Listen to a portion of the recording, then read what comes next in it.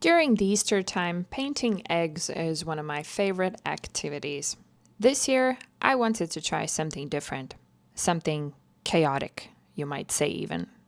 I decided to paint my Easter eggs this year in the theme of the Chaos Gods from Warhammer universe. Disclaimer, I do not claim to be an expert on the lore of Warhammer.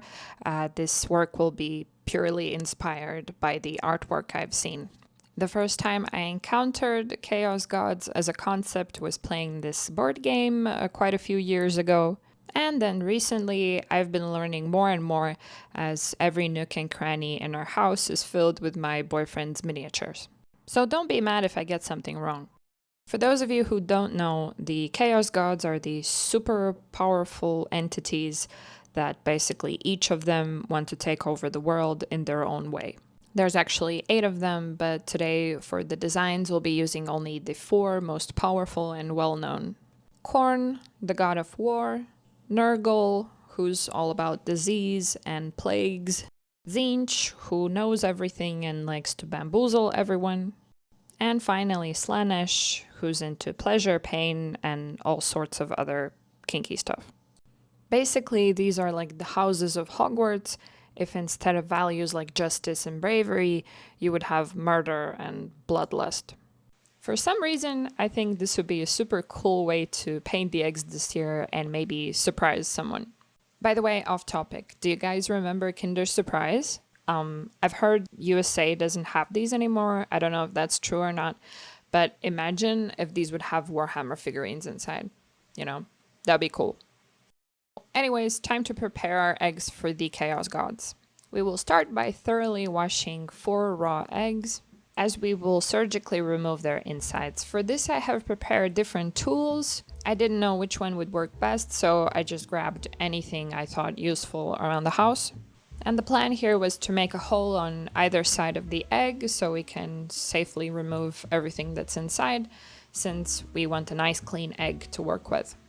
This is my first time de-egging an egg, so it took a lot longer than I'd like to admit, but in the end we got there, and that's all that matters, right? After emptying out all of the eggs, I rinsed them with some water and left them to dry. And look at that, a few days later the eggs are clean and dry and we can use them for crafting.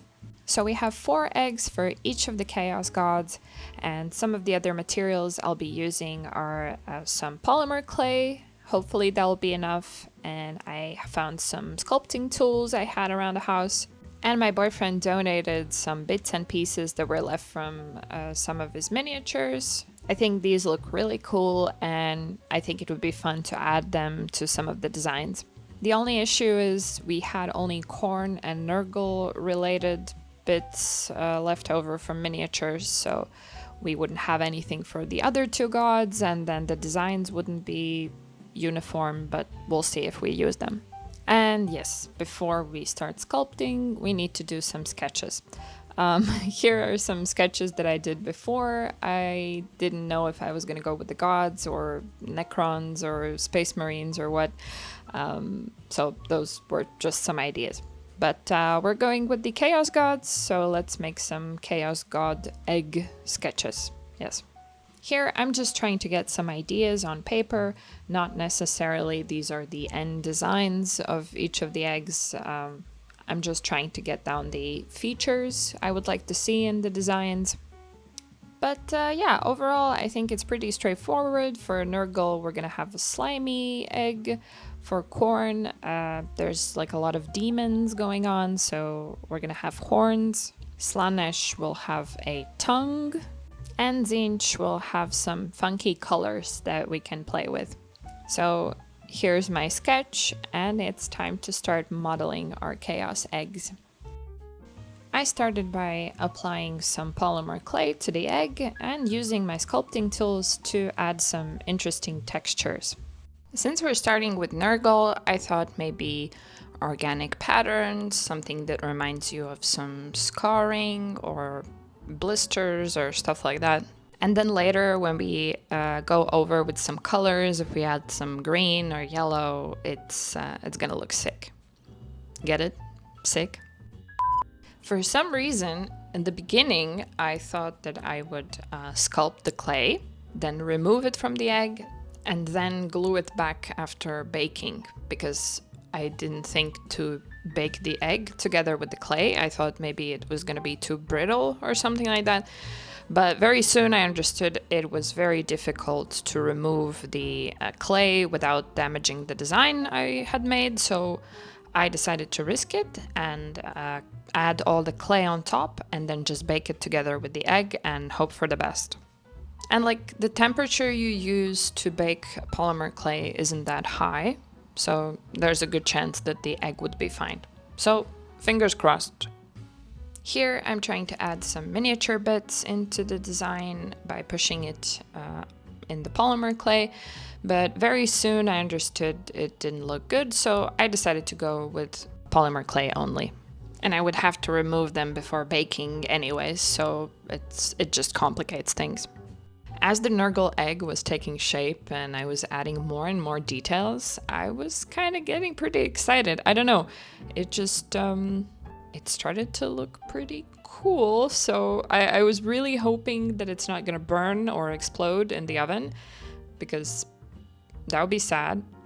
Yeah, so I left it for 30 minutes to bake, and while we were waiting, I decided to start working on the second egg, and the second one is Khorne, god of war and wrath and destruction and blood and some warrior demons. So I wanted to add horns to this egg, and for that we needed some supports because polymer clay doesn't really hold itself up very well, especially if you try to shape it. So yeah, we needed support.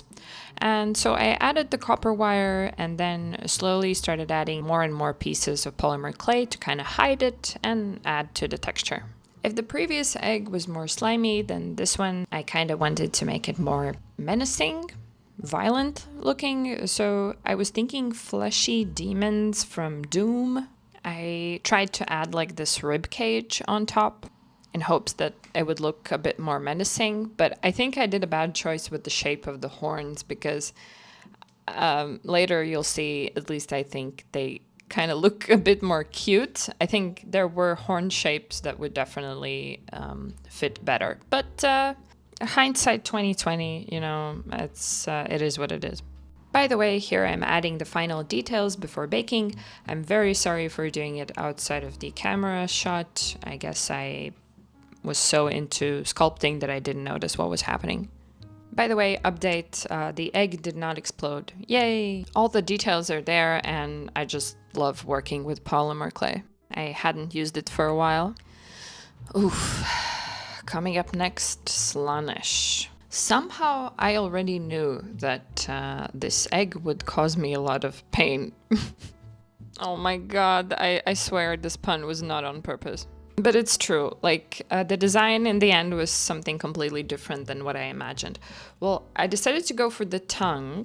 So we're like that Pokemon from with the tongue, you know, yeah, something like that. So, and then I added some tinfoil on top of the copper wire because I felt like the wire wouldn't be able to hold the entire structure. So I needed to bulk it up a bit.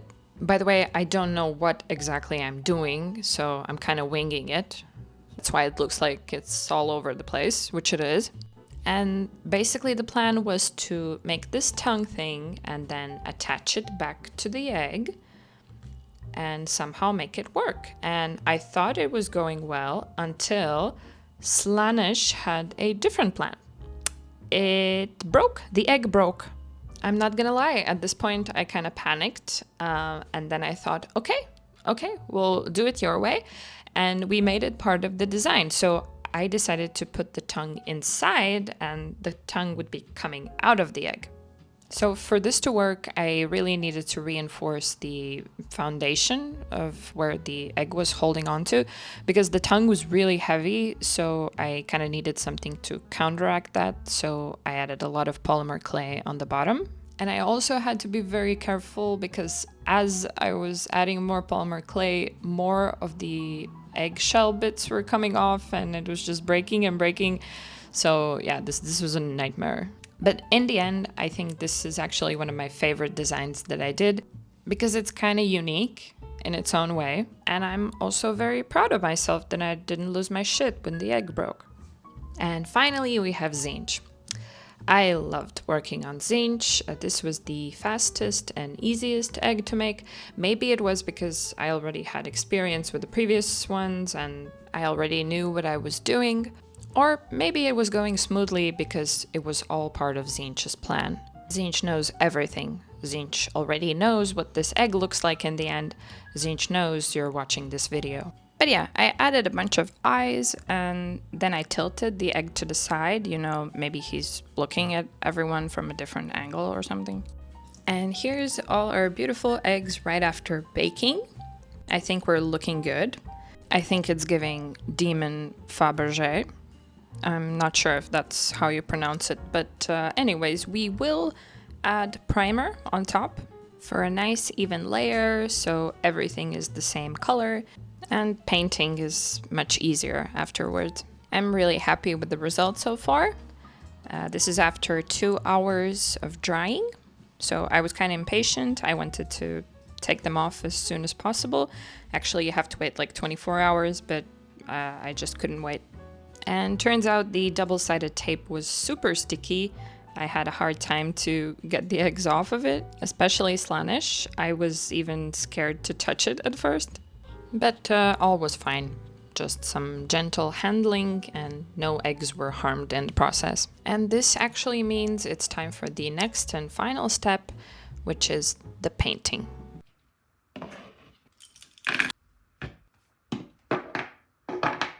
How could we possibly do a Warhammer themed art project without using Citadel paint? Especially when some of the color names are directly related to our topic today. For the first layer though, I did use some cheap dollar store acrylic paint. And then after I have a solid base color, I could go in with the Citadel paints and add some shading and highlights. And go layer by layer and see if I want to add something or no. I love the creative freedom projects like this give me. Like, nobody knows what a chaos god egg looks like. There are no expectations, so I can paint it whatever I want. I can paint over it multiple times, change something, add something, and there's literally no way you can mess it up. So that makes projects like these very relaxing. And for example, I was painting and then I remembered that I bought these pigments online a while back and I still hadn't tried them out. So I thought maybe I could add those to some of the paints and experiment like that and just see what happens. Why not? I think it could add like a nice shimmer and a holographic effect, or maybe it won't do anything, but that's why we're experimenting. And I thought this blue shimmer would look best for Zinch, since I wanted to add some trippy colors for him. So I took a purple wash and added the pigment to it, and I think it looks pretty nice. The camera doesn't even capture, it looks a bit more shimmery in real life. And somehow it's reminding me Protoss from StarCraft at the moment. Well, after multiple layers and adding some details, this is what our chaos eggs look like.